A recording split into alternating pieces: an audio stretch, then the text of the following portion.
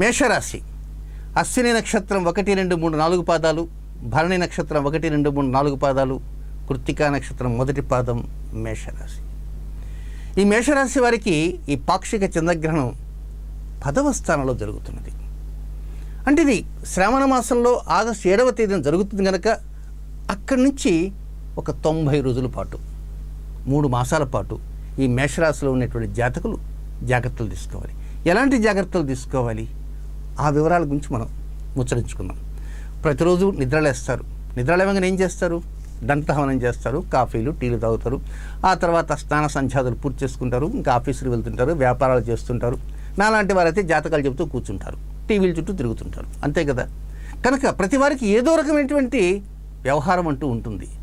కానీ ప్రతి వ్యవహారంలో నిద్ర లేచిన మొదలుకొని పడుకోబోయేంత వరకు చేసేటువంటి ప్రతి కార్యక్రమంలో కామన్ మ్యాన్ కావచ్చు, ప్రైమ్ మినిస్టర్ ఆఫ్ ఇండియా కావచ్చు, ప్రెసిడెంట్ ఆఫ్ ఇండియా కావచ్చు, మరి చంద్రగ్రహణం తర్వాత కామన్ మ్యాన్నే పట్టి పీడించదు.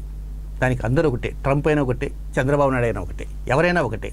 కనుక కొన్ని ముఖ్యమైనటువంటి అంశాలు అనేవి ఉంటాయి కనుక అలాంటి అంశాలలో ఎక్కువ జాగ్రత్తలు తీసుకోవాలి.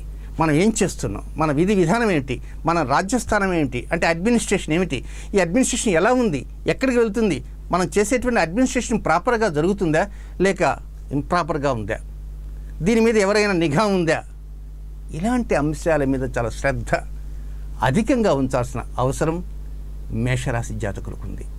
ఒక్కోసారి చేతిలో డబ్బు వస్తుంటుంది. ఆ డబ్బు ఎంత వచ్చింది లెక్క నోట్ డౌన్ చేసుకుంటారు. ఆ తర్వాత 4 రోజులు వెళ్ళిన తర్వాత మర్చిపోతారు. ఎంత డబ్బు వచ్చింది తెలియదు, డేట్స్ గుర్తుండదు, టైం గుర్తుండదు, పేపరే కనపడదు. కనుక మేషరాశి వారు గుర్తుంచుకోవాల్సింది ఏంటంటే తమ యొక్క విధి విధానాల్లో ప్రతి విషయాన్ని కూడా పేపర్ మీద నోట్ డౌన్ చేయడానికి ప్రయత్నం చేయాలి. ఒక్కోసారి పేపర్ మీద నోట్ డౌన్ చేయడానికి ఎందుకు కొంతమంది జంగుతుంటారు, ఎక్కడ నా ఇన్కమ్ ట్యాక్స్ వాళ్ళు వస్తారేమో అని. మరి నిజాలు రాయాలంటే కష్టం కదా అని అనుకుంటారు.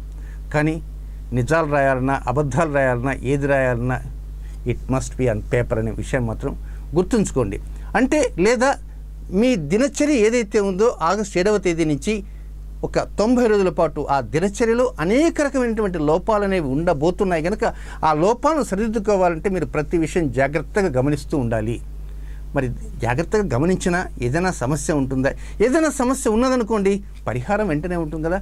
కనుక 12 రాసులకు చెప్పిన తర్వాత ఆ పరిహారం ఏమిటో తెలియజేస్తాను. ఆ పరిహారాన్ని పాటించడానికి కూడా ప్రయత్నం చేయండి.